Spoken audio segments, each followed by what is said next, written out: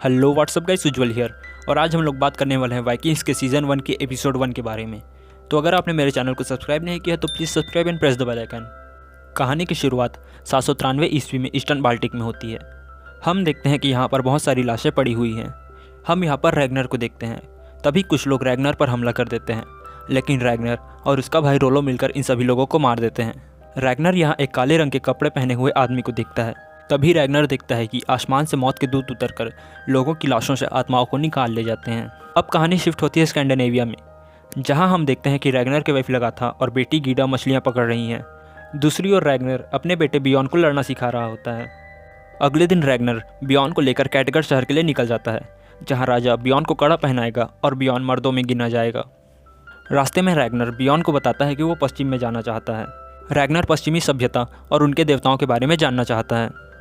दूसरी ओर जब लगाथा और गीडा घर में होते हैं तब कुछ लोग उन पर हमला करने के लिए आते हैं, लेकिन लगाथा उन्हें मारकर भगा देती है। अगले दिन रैग्नर और बियॉन कैटगढ़ शहर में पहुंचते हैं, जहां वे दोनों रोलो से मिलते हैं। अब रोलो रैग्नर और बियॉन को अपने घर में लेकर जाता है, जहां रैग्नर रोलो से बोलता है कि हमें पश्चिम को लूटने जाना चाहिए, क्योंकि पूरा को लूट कर हमने गरीब बना दिया है।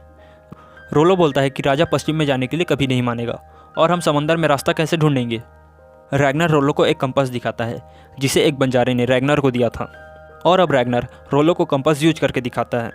रोलो बोलता है कि अगर आसमान में बादल हुए तो, क्योंकि यह कंपास सिर्फ सूरज की रोशनी में काम करता है।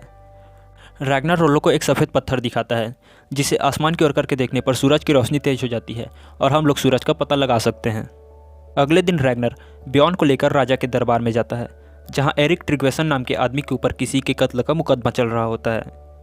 राजा सभी लोगों से पूछता है कि क्या एरिक को फांसी की सज़ा दी जाए, जिस पर सभी लोग हाथ उठाकर सहमति देते हैं, लेकिन बियॉन हाथ नहीं उठाता है। राजा रैग्नर से बोलता है कि सबकी सहमति जरूरी है, जिसके बाद रैग्नर बियॉन से हाथ ऊपर उठवाता है। अब राजा एरिक को मौत की सज़ा सुनाता है, जिसके बाद सभी के सामने एरिक का सर धड़ से अलग कर दिया जाता है। रैग्नर बियॉन को बताता है कि असल में राजा उस ज़मीन को खुद हथियाना चाहता था, लेकिन एरिक के रहते हुए ये नहीं हो पाता, जिसके कारण राजा ने एरिक को मौत की सज़ा दे दी। अब रात को सभी के सामने राजा हॉरिक बियॉन के हाथ में कड़ा पहनाता है, और अब राजा जश्न का ऐलान करता है। रैग्नर राजा से पूछता है कि हम गर्मी में इस बार कहाँ लूटने जाएंगे। राजा बोलता है कि हम पूर्व में जाएंगे। रैग्नर राजा से पश्चिम में जाने के लिए कहता है, लेकिन राजा बोलता है कि मैं मालिक हूँ और कहाँ जाना है इसका फैसला सिर्फ मैं करूँगा। राजा हॉरिक जश्न का ऐलान करके वहाँ से चला जाता है। जश्न के बीच में राजा हॉरिक रैग्नर को अपने पास बुलवाता है। वो रैग्नर को धमकी देता है कि आज के बाद पश्चिम की बात की तो तुम्हारी ज़मीन लूट ली जाएगी और तुम्हें मार दिया जाएगा। अब रैग्नर एक जादूगर के पास जाता है, जहाँ रैग्नर उस जादूगर से पूछता है कि देवताओं ने मेरे लिए क्या तय किया है। वो जादूगर रैग्नर को बताता है कि तुम्हारा भविष्य सुनहरा है। रैग्नर पूछता है कि क्या उस सुनहरे भविष्य के लिए मुझे नियम तोड़ने पड़ेंगे। वो जादूगर रैग्नर से बोलता है कि इंसान के बनाए हुए नियम उन देवताओं की ताकत के सामने धूल के समान हैं। रैग्नर को यहाँ अपने सवालों का जवाब नहीं मिलता है। अगले दिन रैग्नर बियॉन को लेकर एक आदमी के पास जाता है। इस आदमी का नाम फ्लोकी है। फ्लोकी को पेड़ों की बहुत समझ है और फ्लोकी नावें बनाता है। असल में फ्लोकी रैग्नर के लिए एक नाव बना रहा है, जिससे वो लोग पश्चिम में जाएंगे। रैग्नर फ्लोकी को नाव की लंगर बनाने के लिए कुछ पैसे देता है, जिसके बाद रैग्नर अपने घर चला जाता है।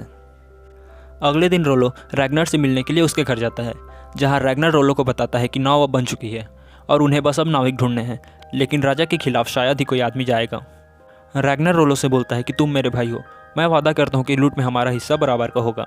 रैग्नर थोड़े समय के लिए घर से बाहर जाता है और रोलो लगातार से बदतमीजी करने लगता है।